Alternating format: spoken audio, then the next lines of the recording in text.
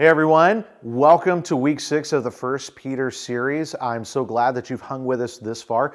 Just 2 more weeks to go, and I don't know what's happening in your group, but I have no doubt that your conversations are probably getting better each week, especially as you're learning to really lean in together a little bit more, trust each other a little bit more, give other people permission to encourage you and hold you accountable and to push you forward as we're all seeking to not simply understand what we're reading, but applying it to our lives. And our big goal is this: to let our identity drive our activity. Jesus is the lens through which we see ourselves, and we are the lens through which other people get to see Jesus. One of the ways that we try to celebrate that and illustrate that and really invite everybody to participate in that this past week was by rallying together as a church and saying, hey, if we can find a donor for little Ari, we want to do it. I've tried to donate.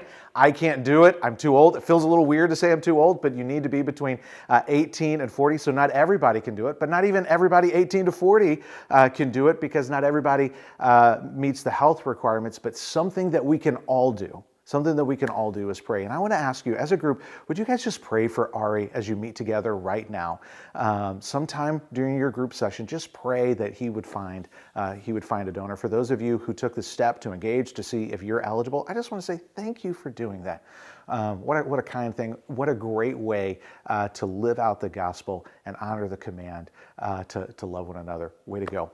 So as we're digging in this week, as we're closing the book on chapter 3 before we move into chapter 4 next week, we focused on some really practical stuff. We focused on some really confounding theological stuff. And then we ended with practical stuff again. And there are a couple of things that I'm going to ask you to emphasize in your group, to talk about together and to wrestle through together. The first one is this.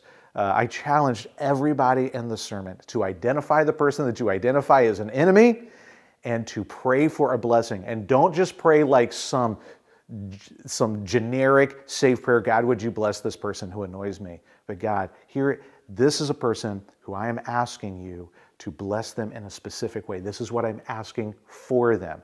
And it's not like one of those passive-aggressive prayers where we're praying, hey, God, would you cause them to see what an idiot they are so that they can become smart like me? It's not like that. It's, God, here's a person, and they have been a problem in my life, and my blood boils even when I think about them. But this is what I'm asking you to do. I'm asking that you would bless them in a specific way. And I'm even making myself open that you would use me to be a blessing to them.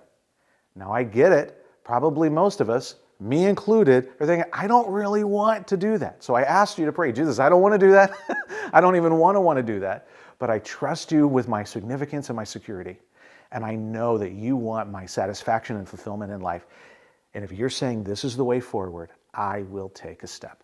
Now, I recognize a lot of us, we find that difficult to do. And so if you find that difficult to do, I want you to talk about it. I want you to maybe even dare to share who the person is you're praying for, if you can do that in an appropriate way, and pray what you're going to pray for, share what you're going to pray for that person with your group. Maybe the group together, you guys rally together and you're praying for each other in this process.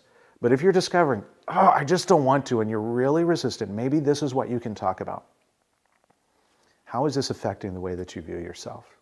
How is this really affecting the story you're telling yourself about yourself? And what is that story you're telling? Because buried in there somewhere is probably, if God blesses them, if something good happens to them, I don't like the way this makes me feel about me. I like to feel morally superior. I like to feel better. And I don't like being able to see them in there's a story we're telling ourselves about ourselves. Let's lean into that. Let's wrestle with that. Now, the second thing that I want to ask you to wrestle through as a group, to talk openly and honestly about, is how do you see your role, especially when it comes to engaging culture? And I gave 3 possible hats that people can wear. I'm sure there are more, but we identified 3. We can be warriors, we can be secret agents, or we can be ambassadors. And the consistent witness of the New Testament, the call of Jesus, is to be like him and to be an ambassador. We're not going to be on the down low. He doesn't want us to be secret agents hiding, but he's also not calling us to be warriors. He's calling us to be ambassadors. So as you think about that, and as you talk about how we modeled that in the sermon, I hope that you feel comfortable enough just to say, guys, this is what I felt, this is what I thought, this is how I'm wrestling with that. And encourage one another, pray for one another, and trust Jesus enough just to take your next step in following him where he's leading, because he always leads us to life that is truly life. I hope you have a great conversation. I'll see you next week.